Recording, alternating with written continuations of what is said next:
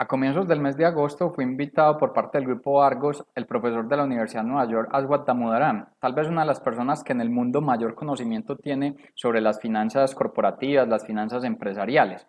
En su intervención, el profesor hizo un análisis de cuáles son las principales lecciones que está dejando la crisis actual en el campo financiero.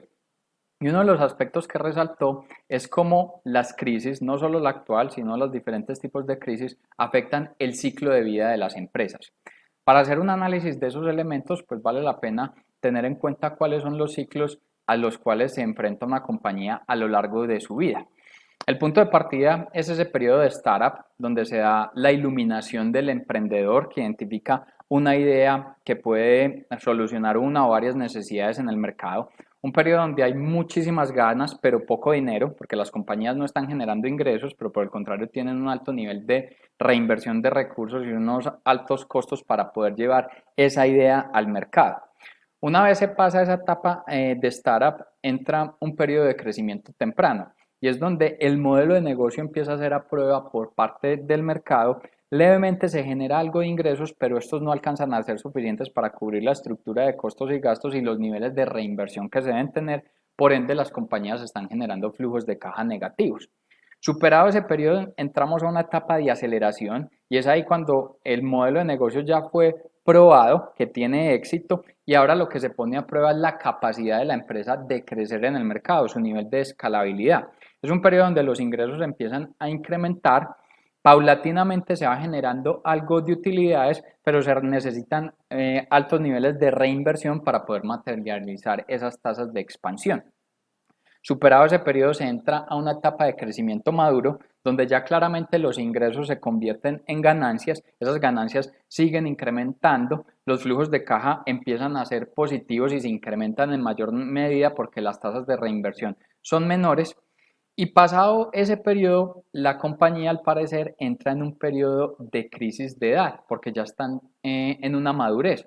Y en esa madurez hay un mayor nivel de competencia en el mercado, existe una guerra en el sector donde está participando y si la compañía no logra pasar ese tipo de situación, posiblemente entraría en una etapa de decline. Esa etapa de decline se traduce en que los competidores han llevado parte de sus ingresos, de ahí que las compañías empiecen a reducir su tamaño y posteriormente se pueda materializar posiblemente una extinción de la organización. De ahí que las compañías que logran perdurar en el tiempo son las compañías que logran llegar a un estado de madurez, pero teniendo una mentalidad de startup.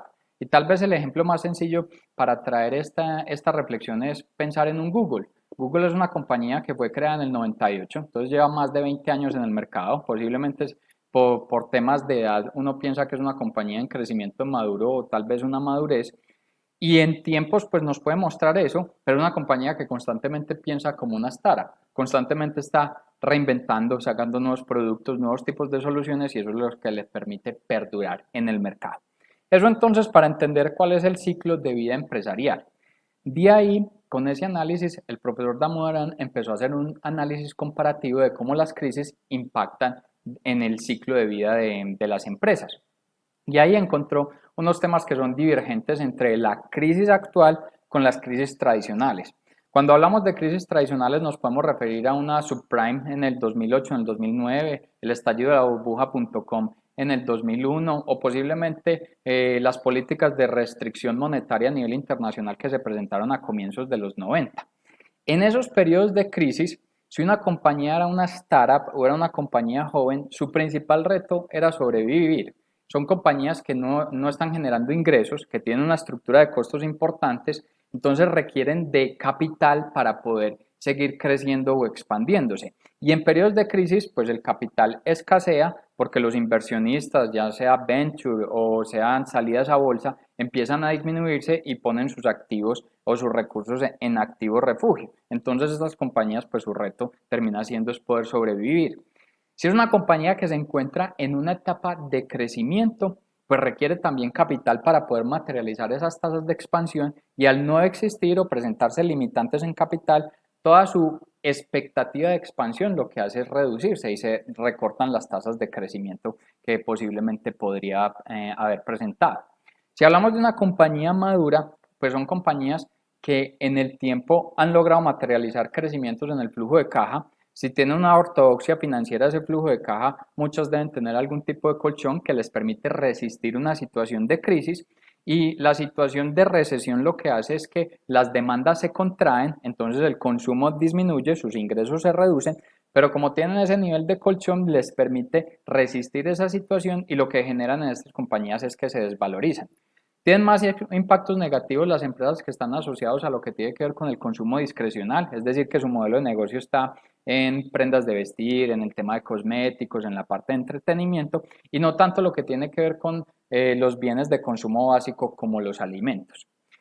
Otro de los elementos es si la compañía está en una situación, enfrenta una situación de crisis, encontrándose en un ciclo de vida en un periodo de declive. La situación de recesión lo que hace con una compañía en declive es que acelera esa situación y posiblemente la va a llevar a una situación de default y posteriormente una quiebra. Ahora bien, eso es lo que ha pasado en las crisis tradicionales. Cuando se compara con la crisis actual, el profesor Damodaran presentaba que era muy parecido los efectos en compañías maduras y compañías en declive. Una compañía madura se traducía en una desvalorización, una compañía en declive, una aceleración en default. Pero para las startups o las compañías en crecimiento, la situación actual, la crisis actual, lo que antes estaba haciendo era que estaba acelerando su crecimiento, porque son compañías que necesitan capital, y el capital en esta crisis está a disposición de apoyar las compañías que tienen modelos de negocio innovadores, muchos de ellos basados en tecnología, la tecnología convirtiéndose en un bien básico o una necesidad principal en medio de la situación de aislamiento. Entonces lo que está ocurriendo es que esas compañías se están acelerando. Y uno de los ejemplos tangibles de esa situación es mirar los IPO en el mercado. Un IPO es cuando una compañía entra a ser pública, es decir, que hace una oferta pública de valores, es decir, que entra en bolsa. En las crisis tradicionales, entonces si pensamos en una crisis del punto com, antes de que sucediera, antes del 2001 estaban saliendo alrededor de 400 empresas al año a bolsa. En el 2001 ese nivel cayó a 84, quiere decir que hay una reducción del 825% impacto producto del impacto de la crisis. Cuando miramos la subprime en el 2008, antes estaban saliendo a bolsa 200 compañías, en el 2008 salieron 31 compañías, es decir, una reducción del 85%. Mientras que en la crisis actual, en el primer trimestre del 2020 han salido 25 compañías a bolsa, y en el primer trimestre del 2019 eran 18. Quiere decir que hay un crecimiento del 40%. Entonces ahí muestra un cambio relevante en lo que está ocurriendo en la crisis actual.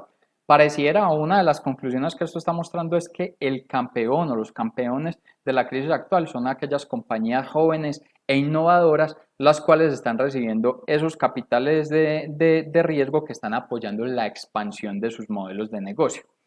Eso tiene unas grandes ventajas, pero también hay unos niveles de desventajas, más que desventajas, es un mayor nivel de riesgo. Es que muchos de esos capitales pues están entrando a compañías que posiblemente no alcancen a probar un éxito de su modelo de negocio en el mercado, y posteriormente esos capitales pues terminen perdiéndose. Otro de los elementos que está mostrando este cambio en la situación de la crisis actual es lo que está pasando con los activos refugio. Un activo refugio es aquel que cuando se entra en una situación de crisis económica, las personas llevan su dinero a comprar ese tipo de activos porque consideran que son seguros. Ejemplos tradicionales o el mejor ejemplo es el oro.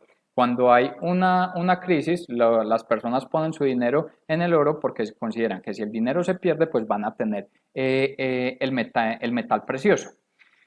Eso se sigue manteniendo porque incluso si uno analiza el comportamiento del oro en el último mes, ha mostrado una valorización del orden del 13%, llegando casi que a los $2.000, pero las nuevas generaciones están mostrando un cambio en el recurso que están invirtiendo en periodo de crisis, y tal vez consideran que temas como el oro pues termina siendo un poco anticuado, tal vez para los papás o tal vez para los abuelos, y lo que están llevando sus recursos es más a refugiarse o adquirir Bitcoin.